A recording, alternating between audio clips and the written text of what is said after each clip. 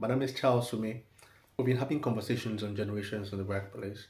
So if you look at the prior conversations we've had in the past videos, we've talked about the boomers, we've talked about the Gen X, we've talked about the millennials, and we're talking about the Gen Zs. Yes, I said there are five generations.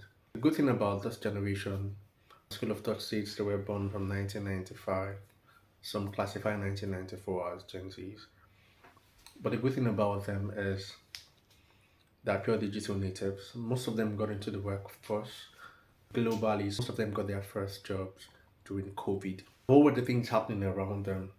These are smart humans. They know how to use technology. They call them the swipe generation. The swipe generation, the attention span is very short. Young people that the present youngest in the current generation is at 2025, 2024. The good thing about them is that they understand that technology is a tool and they know how to use it.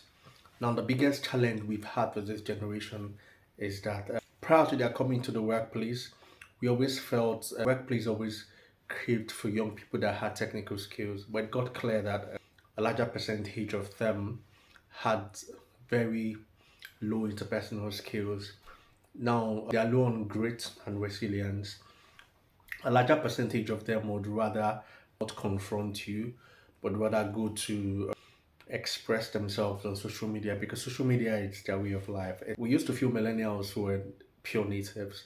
It got clearer that Gen Zs are pure natives. They would rather express themselves on X and the closest social media around them. The consequences of this is that they might have an amazing case, but the ability to have difficult conversations and present their case would always rob them of a beautiful story.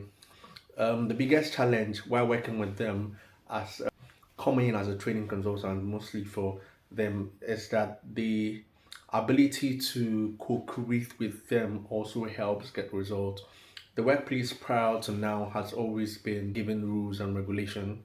Now this generation is asking more of wanting to hold people accountable, which is not completely something everyone is used to, but which is also a good thing. The consequences of this is that they are asking to co-create. And in co-creating, what it also means is that we both share responsibilities. It's strange. It's not common. However, that's the reality we are having in this generation. But from experience, what have I learned about them? Most times, it's best to have things spelled out clearly because they'll come after you if you don't spell things out well. It's also good to have consequences when you work with young people like this. They understand better like that. And are they good or bad? The youngest generation. It happens. Every generation has a newer version of vice that we either embrace or find a way around it.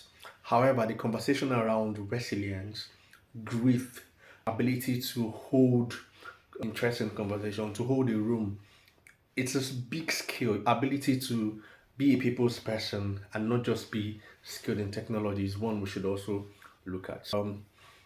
This generation, someone said, what are the things that are happening around the Gen Z era? The good thing about the Gen Zs are AI, the AI conversation started boldly with them, and they are going to have AI humans that would be more present compared to the human figures that were in other generations. So there would be your biggest competition with them is the internet, the ability to use it well.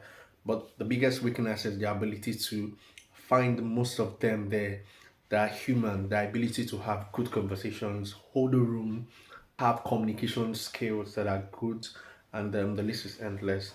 But like every new generation, it's our ability to manage them and figure out how we could run with them. Okay, so we'll go back to understanding this conversation and seeing how we can manage the rest. We've talked about four generations.